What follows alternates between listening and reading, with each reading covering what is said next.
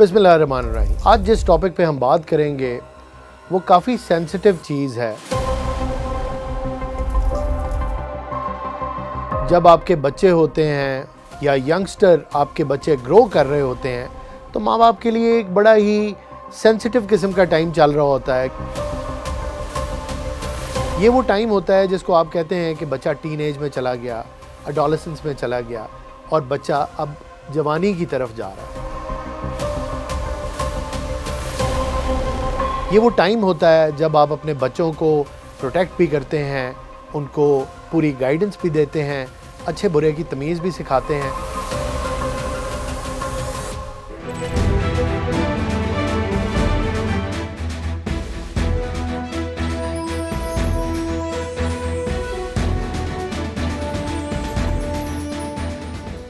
मैं बात कर रहा हूँ एक सोशल ईवल की जिसको आम तौर पे लोग ग्रूमिंग कहते हैं। किसी माइनर को ग्रूम करना, किसी के जहन में एक सीड प्लांट करना, किसी टीनेजर को या उससे भी छोटी उम्र के बच्चे या बच्ची को ये बावर करवाना कि वो किसी बड़ी उम्र के बंदे के साथ या बंदी के साथ किसी ऐसे रिलेशनशिप में आ सकता है जिस रिलेशनशिप में इंटीमेसी होती है, जो रिलेशनशिप आपका फिज़िकल रिलेशनशिप हो सकता है या आपका एक ऐसा ताल्लुक़ हो सकता है जो आम तौर पे इस एज डिफरेंस में बहुत ही ख़तरनाक, बड़ा ही अननेचुरल कंसिडर किया जाता है। आप समझ गए होंगे मेरा इशारा किस तरफ है।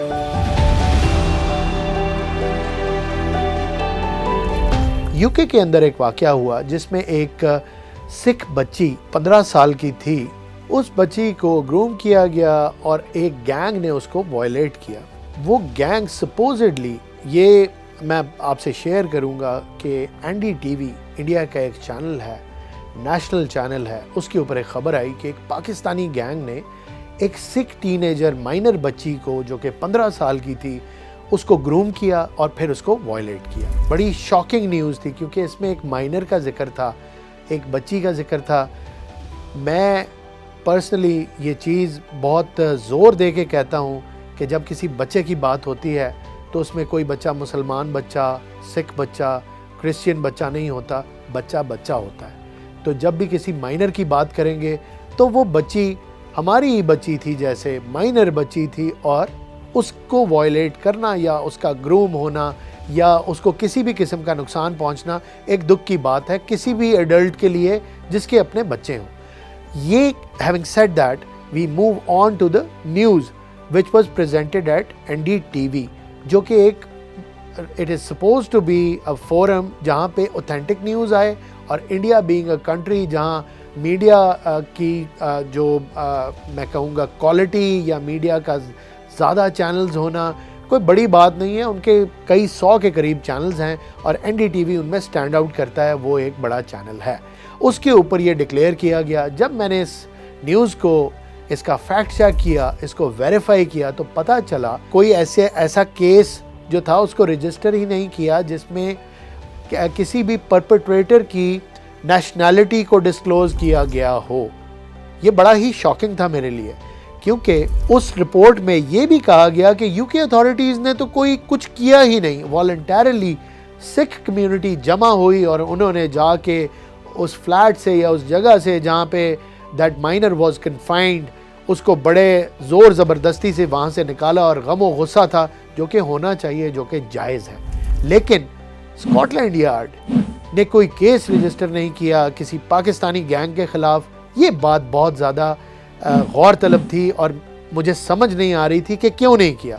When I check the facts, पता चला कि वो नेशनल तो अफ़गानी था और उसका अपना बयान आया। उसने ख़ुद आके फेसबुक के ऊपर ये बयान दिया कि मैं एक अफ़गानी नेशनल हूँ and there was no gang, it was an individual act by somebody who had a twisted mind. उसका दिमाग ठीक नहीं था। ये सर्टेन काइंड ऑफ पीपल हैं जिनको आप प्रीडेटर्स कहते हैं, जो अपने विक्टिम्स को बाकायदा आइडेंटिफाई करते हैं, उनको स्टॉक करते हैं, उनका पीछा करते हैं और फिर अपना जो भी उनका मोडस ऑपरेंडी है उसको करके उनको ग्रूम करते हैं या उन पर अटैक करते हैं। मैं ये कहना चाहता हूँ कि इस किस्म के किसी भी वाक़ये के अंदर नेशनैलिटी मैटर ही नहीं करती। It's a state of mind, it's a disease, it's a twisted mind, it's a deviant behaviour, जो भी आप इसको कहना चाहते हैं कह सकते हैं, लेकिन आप ये नहीं कह सकते कि ये कन्फाइंड है या किसी कौमियत के साथ जोड़ा जाता है इस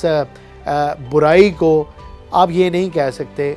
और फैक्ट्स मज़ीद आपके साथ शेयर करता हूँ। 83% ग्रूमिंग गैंग्स या इंडिविजुअल्स यूके के अंदर वो लोग हैं जो बाय बर्थ यूके में हैं, गोरे हैं, बाय रेस। अब मैं अगर ब्रिटिश कहूँगा तो इबाम आ जाएगा कि ब्रिटिश तो पाकिस्तानी भी हैं वहाँ पे, और फिर उनका जिक्र हो रहा है। नहीं, 83% लोग गोरी नस्ल से हैं, उस नस्ल से हैं जो पाकिस्तान में नहीं होती, यूके में ही होती है। इंडिजिनस लोग वो ही इस काम में इन्वॉल्व थे ज़्यादा, या कोई पकड़े गए तो वो इंडियंस थे। अब एनडीटीवी और एक और बंदा जिसकी जितनी भी तारीफ़ की जाए झूठ बोलने में वो कम है, उसने ये ख़बर निकाली, चलाई और फैलाई। जैसे मैं पहले भी कहता रहता हूँ, झूठ ना इसके पाँव होते हैं और सुनने में बड़ा मज़ा आता है, इसके अंदर गॉसिप का एलिमेंट भी होता है, और जो ज़्यादातर लोग सुनना चाहते हैं अगर आप उनको वो चीज़ सुना दें तो आपको लाइक्स बहुत ज़्यादा मिल जाती हैं, आपको शोहरत भी बहुत मिलती है, और आपका जो मंजन और चूरन है वो बिकता भी धड़ाधड़ है।